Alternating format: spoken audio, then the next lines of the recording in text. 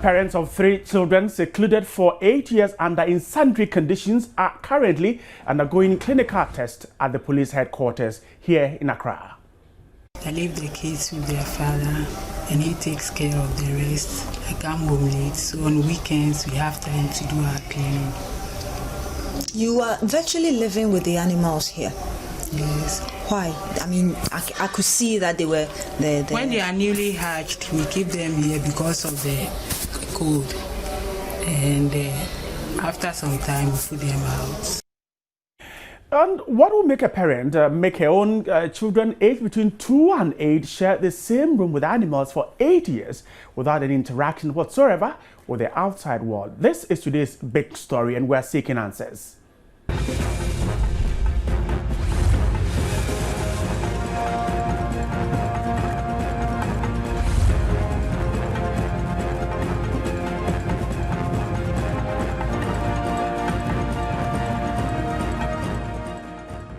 My name is Bright Nana Amfo, and the show is brought to you by Blue Rose Limited, Shelter for All, and Star Life Assurance. Now let's get to the issue. The Domestic Violence and Victim Support Unit of the Ghana Police Service is investigating an issue concerning a parent who kept their 3 children under serious insanitary conditions away from friends and family since their birth. And Joy News' Beatrice Edu spoke to the mother who has been to the house where the children were kept in Medina, who said the 3 were kept there, perhaps under serious insanitary conditions. What do you believe in?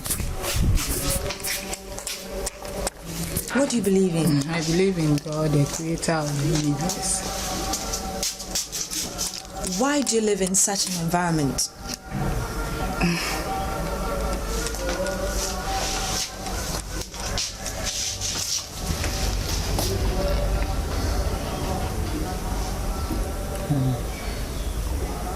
Because we are alone here, I have to go to work. I leave the kids with their father and he takes care of the rest. I come home late, so on weekends we have time to do our cleaning. You are virtually living with the animals here? Yes. Why? I mean, I could see that they were there. When they are newly hatched, we keep them here because of the cold. And after some time, we put them out. The sheep was born 1.5 months ago, but very soon we will put them out. But every corner of this house is dirty. Mm-hmm. Why?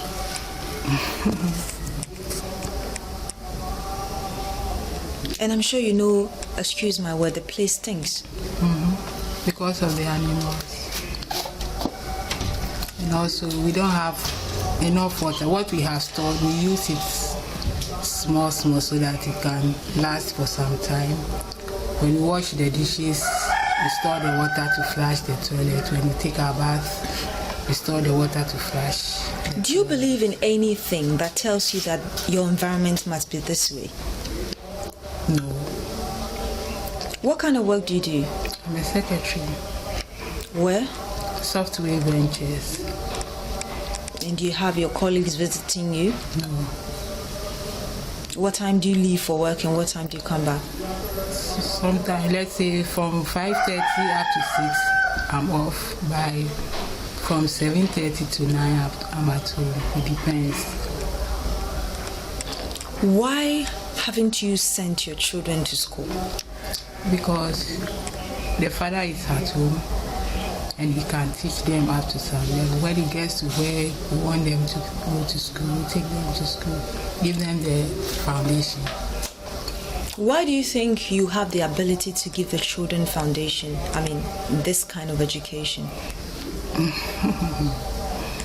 What we learned in the schools is what we teach them. What is wrong to send them to school now? There's nothing wrong with that, but we just want to.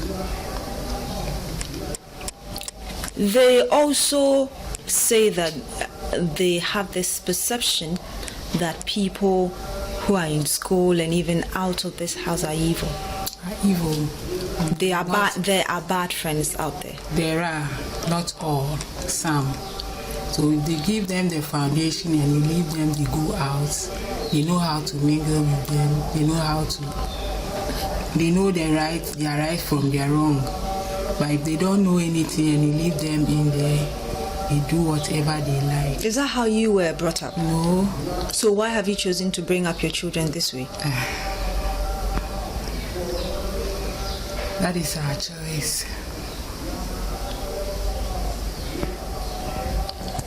What kind of work does your husband do? He's not working. For how long? Since I met him, before he was in the US, he came down. What happened that he came back from US? He decided to settle here in Ghana. He wasn't deported or anything of the sort? No.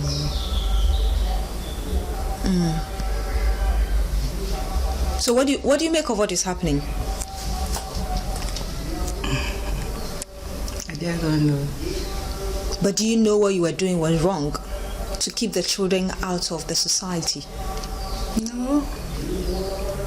Reports suggest that neighbors had tried to at least let you allow the children to mingle with people outside, but you never did. Neighbors?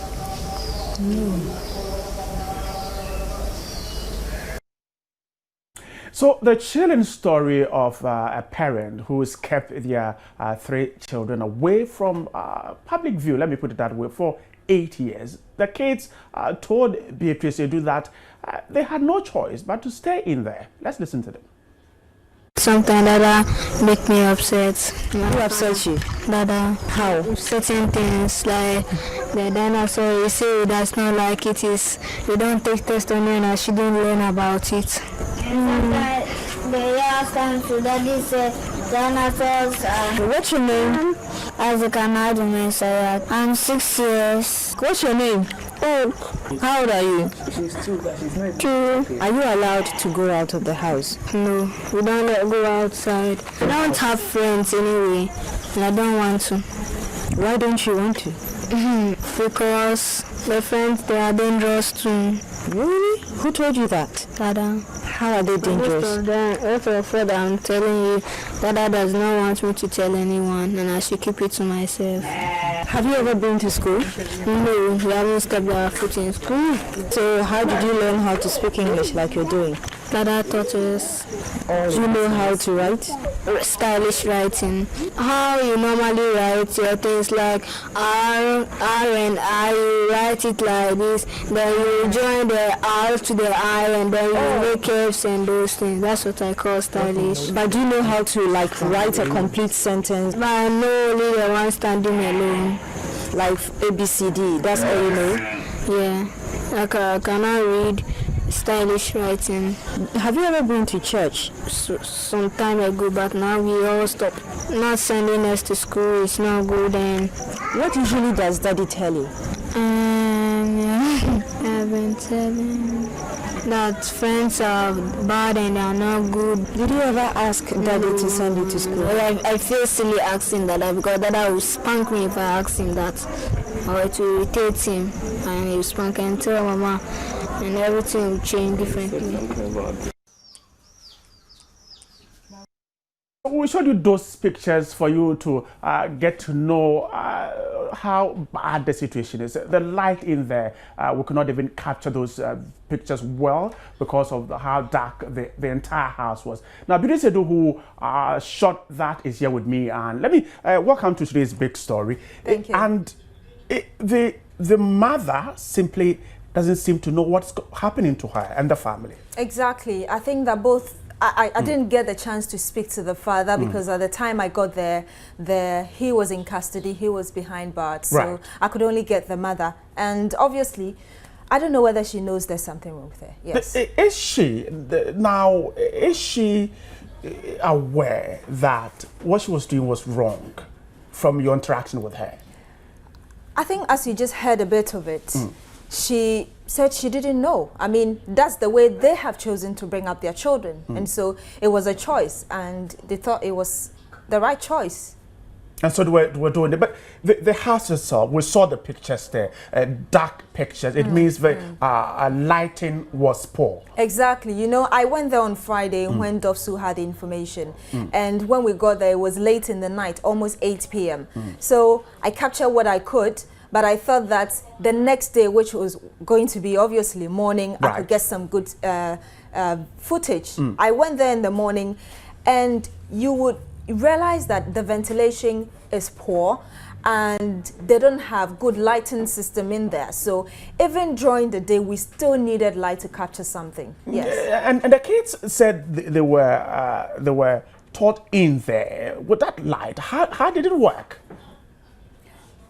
I don't know how it worked for them, because actually when I got there, I was able to see where they study. It's like a corner when you get a living room.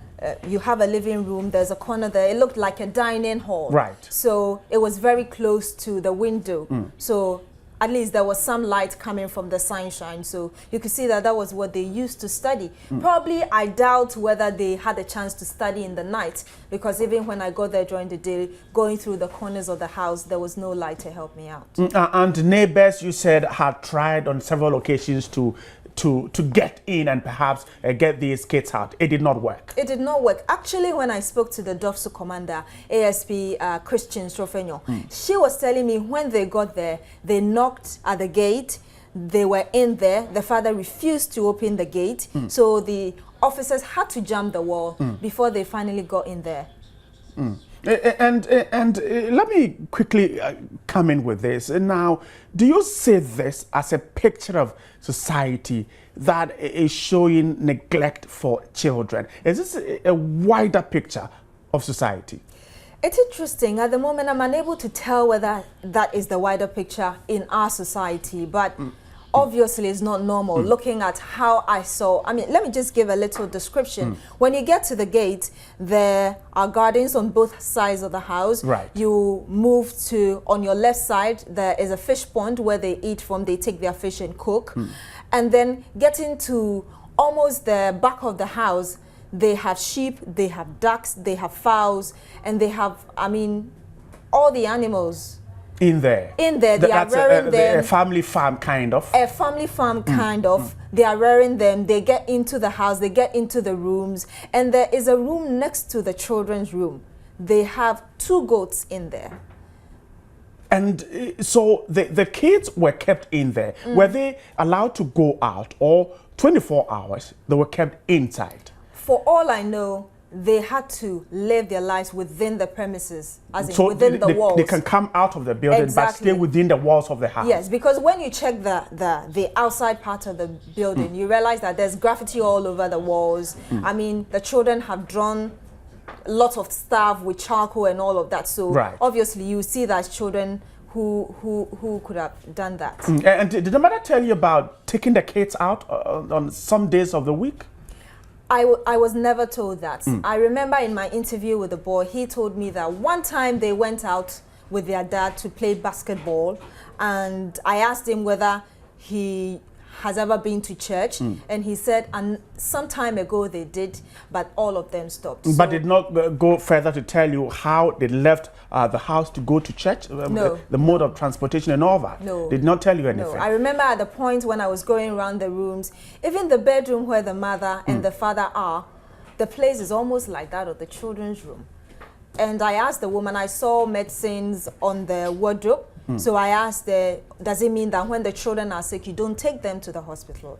And she said, well, sometimes they do take them to the hospital, yes. So probably this could be the times that the children get the chance to see what is happening I mean, somewhere else. You have gone ahead to speak to some psychologists as to exactly what that situation can be described as. What have they been telling you?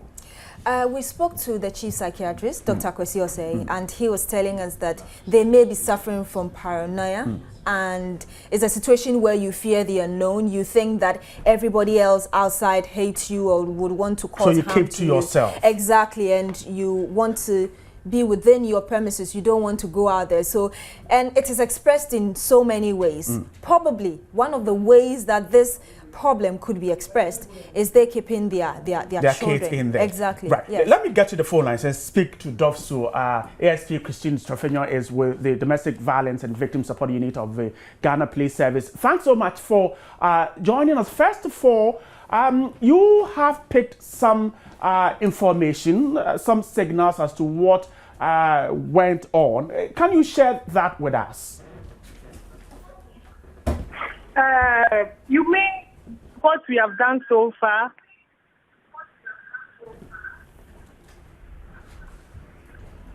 Hello? Hello, go ahead. I'm asking you that you have been there and of course you have started investigations. Now, what can you share with us by way of your investigations so far?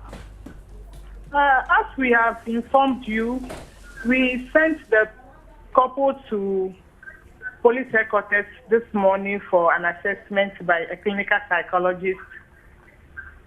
They've done that, but the report is not yet in. I just spoke with the clinical psychologist and she informed me that she will be preparing her reports either tomorrow or Wednesday and then send it to us. And it means that when are we expecting the report? When are we expecting the report? Exactly.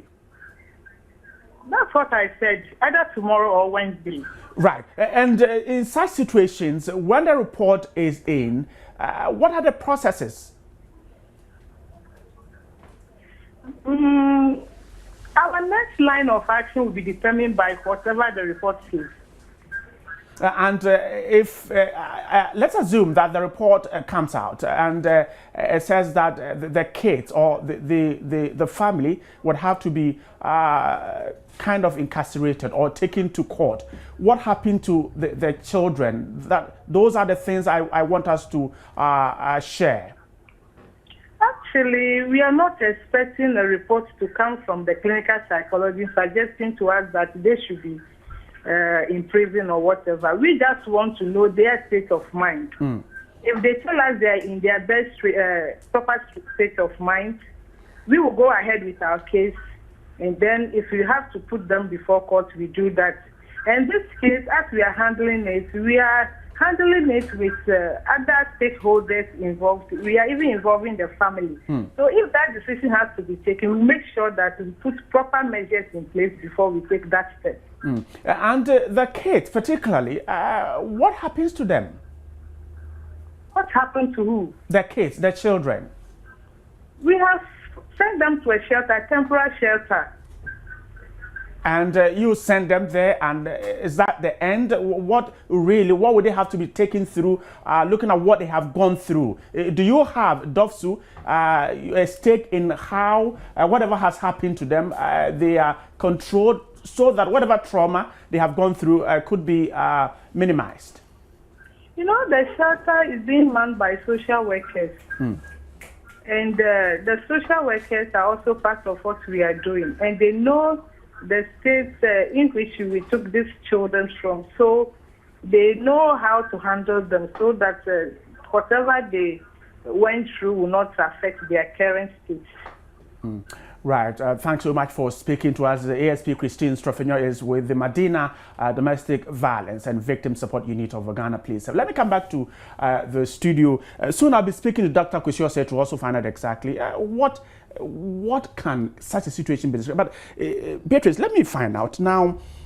Is this situation, the clinical psychologist, the psychiatrists have explained that it's a condition. Can it be reversed? Yes, he said they can actually be put under treatment. He said this is not a one-day treatment like you have malaria, you go and get your drug and you're okay. This one, they need to go, they need to undergo certain treatment. It could last for 3 months, it could be 6 months, a year or 2, depending on how long they've had this condition. Yes. And so there's hope for the family we just saw. Exactly, yes, there is hope.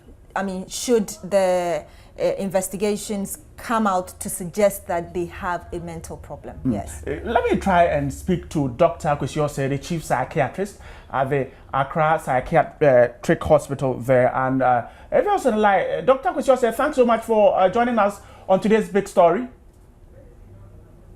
Right, Dr. Kushose is yet to join us on the phone line, but we'll definitely try and tease out a few things from him concerning this particular situation at the Medina there. We're told that three of them have been rescued.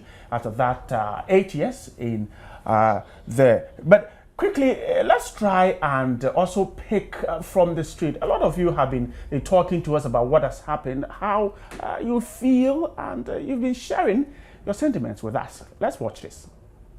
Hearing this story, I think it's very inhuman for anybody to want to do that, especially to your own children. If the person is not suffering mentally, then the person must be up to something else. You must find out what. Abnormal. If they are normal, every normal parent would like the child to interact with other, children. So if you decide to keep your child indoors, it means that you are abnormal. If government can do that, it will be good. But sometimes the government itself cannot take care of the kids. They don't have any place to put them. But if the government can actually do that, that would be good. Or to take them to social homes, that would be good. Excellent. I think they have psychological problem, and what can be done is if there is any law that can be passed to punish them, I think that is okay. Yeah, I think basically they are trying to protect them as they may think. But I think it's not normal, especially when it comes to the environment that they are placing them. If you're trying to teach them and help them learn how to read and write, to the extent of even helping them type, I think it's a laudable idea. But there again, confining them in environments like that is quite disastrous to the mindset of the children. So I think they should be brought to book, not into the prison, but they should be called, and maybe the psychologist could talk to them and see what is wrong with them and what motive they have of protecting those children. Actually, there is a reason for everything that happens on this earth.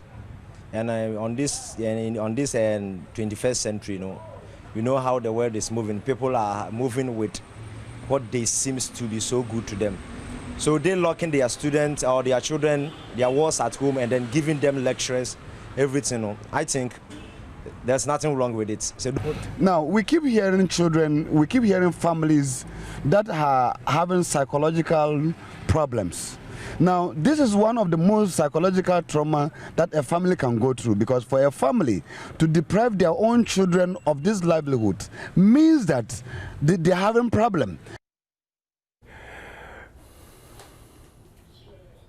Right, and a lot more of you have gotten onto our social media, our Facebook page, and I'll be sharing those comments with you. But let me wrap up with Beatrice. Now, you're definitely going to follow this story. We're expecting the report tomorrow. Dovsu is expecting the report tomorrow, and then perhaps the kids will be seen too.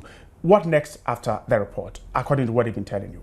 I think that, just like she said, she also spoke to me extensively on Joy FM, and she's saying that after the report they have two choices: either to charge them with neglecting the children, or not giving them education, right, and then physical abuse. And the physical abuse, she explained it to mean that keeping people in a particular area without allowing them to go out. So they have a choice of charging them with these two, or if they think they need help psychologically, then they will render that help to them. Yes. And for the children, she said that they will be taken through the proper procedures. Other stakeholders are involved. Do you know where the kids are now? I know they are in a home. As to which home they are in, I'm unable to tell. They just want to ensure that they are safe. And they are also arranging with the social welfare department to get them a permanent place.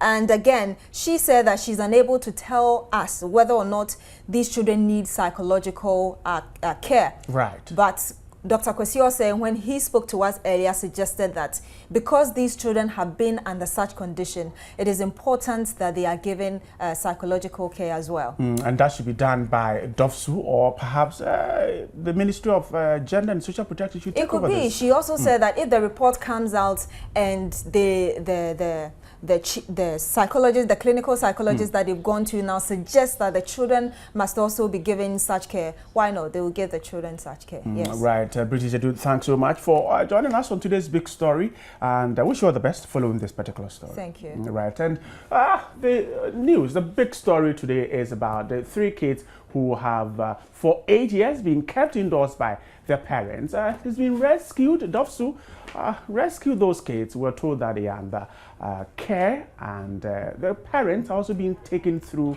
the procedures to make sure that they are right. We've been trying hard to get Dr. Kosiose to speak to us, and of course your messages are coming in, but unfortunately we cannot read them because of technical hitch there. Don't forget that the show is brought to you by Blue Rose Limited, Shelter for All, and Star Life Assurance. You have more on this particular story on myjoyonline.com, and we have more on this very channel, Joy News. My name is Bright, and thanks so much for staying there, and good evening.